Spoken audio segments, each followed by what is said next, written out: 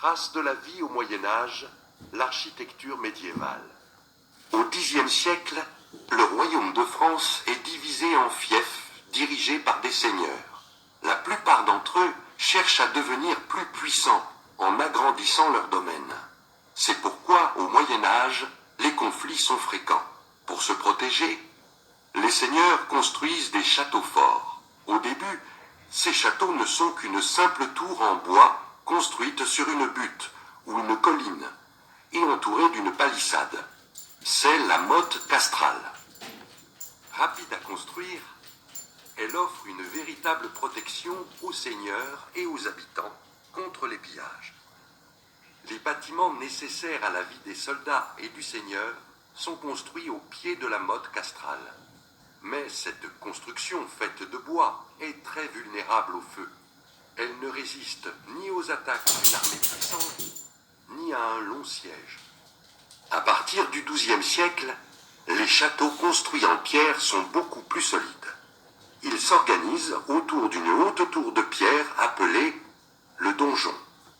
Autour du donjon sont érigées des fortifications, les remparts, composés de tours de défense, de créneaux et de meurtrières. Ils permettent aux soldats de tirer en restant protégés. Autour des remparts, les douves constituent une barrière supplémentaire en cas d'attaque ennemie. Généralement, l'accès au château fort se fait par le pont-levis. À cette époque, le château en pierre permet aux seigneurs de résister aux armées ennemies et aux longs sièges. Il protège efficacement les paysans de la guerre. Le château fort devient le symbole de la puissance du seigneur. Peu à peu, les villes se développent. Les rues s'organisent autour du château. De nouvelles fortifications sont construites au fur et à mesure que la ville s'étend. De nombreux artisans travaillent à ces constructions. Le tailleur de pierre, le charpentier, mais aussi le maçon ou bien le forgeron. On retrouve ces artisans dans la construction des églises et des cathédrales. L'architecture des bâtiments religieux au début du Moyen Âge correspond à un style architectural précis, le style ou art roman.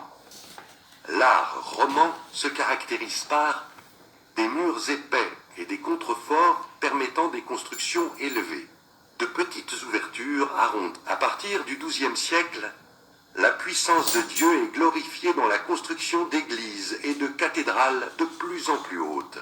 Les bâtisseurs adoptent un nouveau style architectural, le style ou art gothique. L'art gothique se distingue par la hauteur des structures et de grandes fenêtres à vitraux laissant passer la lumière dans le bâtiment. Les églises sont construites en forme de croix, pour rappeler la croix du Christ. Le cœur de l'église est dirigé vers l'est, car c'est dans cette direction que le soleil se lève. Certains chrétiens vivent en communauté pour prier. Ce sont les moines. Ils vivent dans un lieu appelé une abbaye ou un monastère.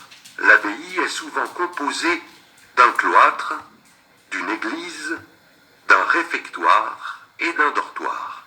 Tout est organisé pour que les moines puissent prier et mener une vie simple. Aujourd'hui encore, on peut admirer les nombreuses constructions du Moyen Âge sur tout le territoire.